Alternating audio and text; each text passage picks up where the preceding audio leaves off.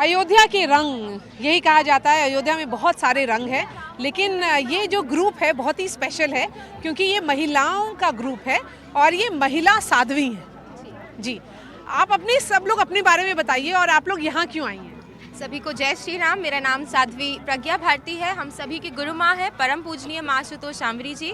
राम मंदिर की प्राण प्रतिष्ठा होने जा रही है और उसी के उपलक्ष्य में हम सभी यहाँ आए हैं। और जो हमारी गुरु माँ हैं उसके माध्यम से भी हम बताएंगे, क्योंकि सभी हमसे प्रश्न करते हैं आके। फर्स्ट क्वेश्चन यही होता है कि ये दोनों दीदी लंदन से हैं। अच्छा। तो वो सभी प्रश्न करते हैं कि ये कैसे संभव हुआ, कि आप लोगों ने कैसे ये सब छोड़ के आप संन्यास में आ गए हैं। तो उन सबको मैं बताना चाहूँगी कि जब एक पूर्ण सदगुरु आपकी लाइफ में एंटर करते हैं, जैसे रामकृष्ण परमहंस जी ने एंटर किया स्वामी विवेकानंद जी की लाइफ में, देन एवरीथिंग गेट्स चेंज, सब बदल। So you are from? I'm from Delhi. You're from Delhi. I'm from And you tell me about yourself. When did you decide to take this form, to take this, to move completely to this kind of life? So my name is Dr. Sadhvi Avakshi Bharti and I'm a disciple of Her Holiness Ma Ashutosh Shambhri Ji. So I had met Ma about 2 years ago, and by met I mean that I had many divine experiences while I was in the UK, and I was being pulled towards Lucknow, towards Bharat, to come here because there So you was studied in UK? Yes, I studied in the UK. I'm a doctor there. So I'm a doctor. I did psychology out there. I worked for a government department. So I had a really, you could say, quite a great lifestyle. Absolutely anything that you can think of, I had. So that was my lifestyle out there. And when did you decide to give it all up? I think I decided the moment I saw my Ma Ashutosh Shambhri Ji. I don't think I realized it so much but she showed me what true life really is. Because don't you think that the life that we're living now is just so stressful? It's so difficult. And what she did is she showed me what the true meaning of life is. Because it even says in the Guru Bani, Bhai parapat manukh de huriya govind milan ki e teri badiya.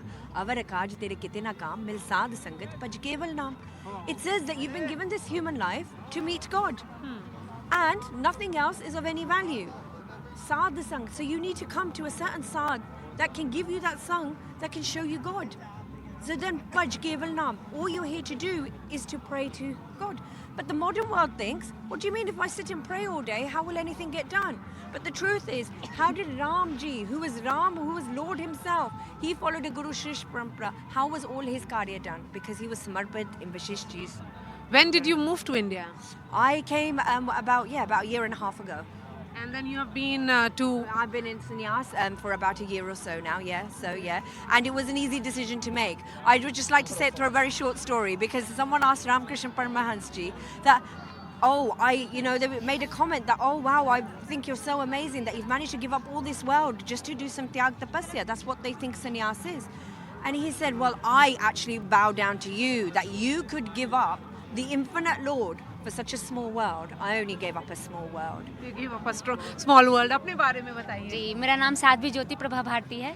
मेरी गुरु माँ है परम पूजनीय परम वंदनीय माँ आशुतोष शांभरी जी। आप लोग सब उसी? जी, हम सब उन्हीं की शिष्याएं हैं। सभी लोग यहाँ आए हैं। और मेरी गुरु माँ, जैसा कि सब जानते हैं कि हमारे भारतवर्ष सन्यासियों की भूमि रही है शुरू से। इस भारत भूमि ही सन्यासी की त्याग तपस्या की भूमि रही है। प्रभु श्री राम, भगवान श्री कृष्ण, महर्षि अरविंदो घोष, स्वामी विवेकानंद, स्वामी रामकृष्ण परमहंस जी, ऐसे अनेकों सन्यासी हुए हैं यहाँ, जिन्होंने अपने भारत की संस्कृति का परचम लहराया है।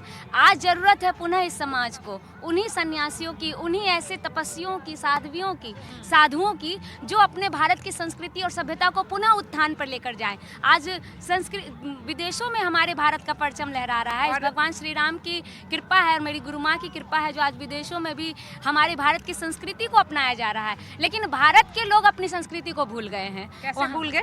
यहाँ पर अभी मैंने बहुत सारे लोगों को देखा है जो भोपाल से आए हैं, जो दूर दूर से आए हैं, जो जबलपुर से आए हैं, जो हिंदुस्तान के बाहर से भी आए हैं, नेपाल से आए हैं, और वो लोग सब यहाँ पर जो माहौल है उसमें एकदम घुल मिल गए हैं। ये आज का माहौल है, ये अब का माहौल है। लेकिन आप हमें 2 दशक पहले जाइए पीछे, तो क्या था? हमारी संस्कृति को याद करता था। अयोध्या भूमि एक शव के मानिंद थी, एक छोटी सी नगरी थी जिसको कोई शायद बस इसलिए याद आता था कि भगवान श्री राम की जन्मभूमि है। हमारे राम लला टेंट में थे, उनके लिए सब धरती गोपाल की, लेकिन गोपाल के लिए 5 गज जमीन नहीं था हमारे पास। लेकिन आज एक विशाल मंदिर बन गया उनके लिए। ये तो बहुत बड़ा चमत्कार है। आप लोग अयोध्या कब आई? हम लोग अयोध्या यहीं के वासी है, हम लोग तो यहीं रहते हैं, साधु संतों की नगरी है, यहीं पे रहते हैं, हमारा आश्रम यहीं है। Yeah, and the ashram is here. We have a main head office in Lucknow as well. And we also have branches in the UK as well. Okay. Tell me about yourself. Ah, And are you two related or associated in some way? Friends who may have influenced each other?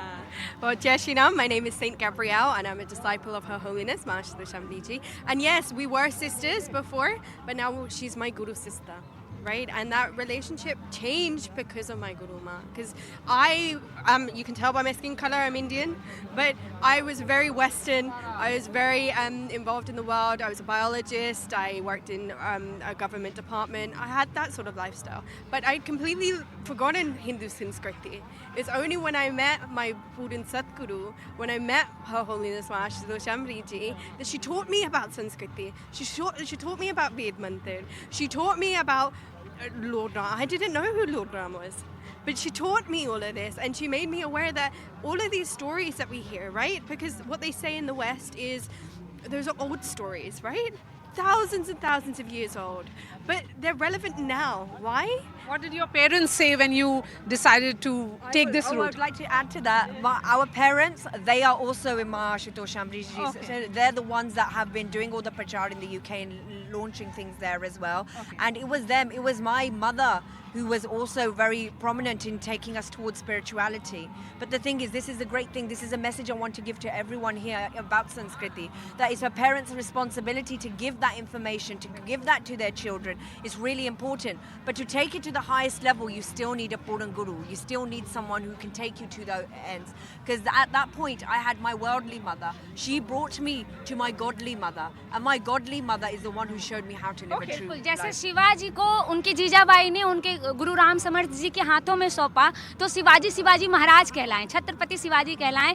इतिहास गवाह है कि एक भी युद्ध उन्होंने नहीं जीता। मुझे बताइए, आपने रामायण पढ़ी होगी, तो उस जमाने की अयोध्या और आज की अयोध्या कैसी लग रही है? देखिए, रामायण जो काव्य है वो एक क्रांतिकारी काव्य है ना। उस जमाने की अयोध्या, आज की जो अयोध्या है, उसमें अंतर तो है क्योंकि वो त्रेता युग था, ये नवयुग है, इसमें सब कुछ नया है। त्रेता युग में जो था वो नहीं है, लेकिन उससे बहुत आगे की बात है।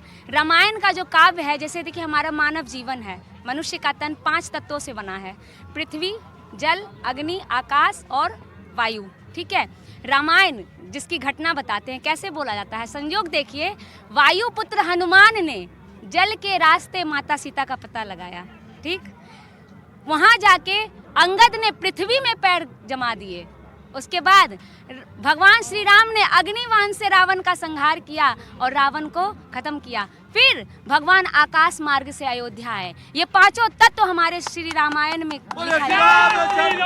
फिर इसलिए कहते हैं ना, रामायण सिर्फ कहानी नहीं है 7 कांड की, ये कहानी है पूरे ब्रह्मांड की, और ब्रह्मांड साक्षी है कि हमारे राम सही है, हमारे राम यथार्थ है, हमारे रामायण। आपको मैं बताना चाहूँगी कि जिन साध्वी बहनों को आप सभी देख रहे हैं और जिन गुरु माँ परम पूजनीय माँ आशुतोष शामरी जी के बारे में आप देख रहे हैं, एक संदेश आपको बताना चाहूँगी जो बहुत इंपॉर्टेंट है कि हमारी गुरु माँ परम पूजनीय माँ आशुतोष शामरी जी पिछले 1.5 महीने से समाधि में है, इस संकल्प के साथ कि सर श्री आशुतोष महाराज जी जो 2014 में समाधि में चले गए थे, 10 ईयर्स हो चुके हैं, वो लौटे नहीं हैं। माँ समाधिष्ठ है इस संकल्प के साथ कि वो सर श्री आशुतोष महाराज जी को समाधि से लौटाए।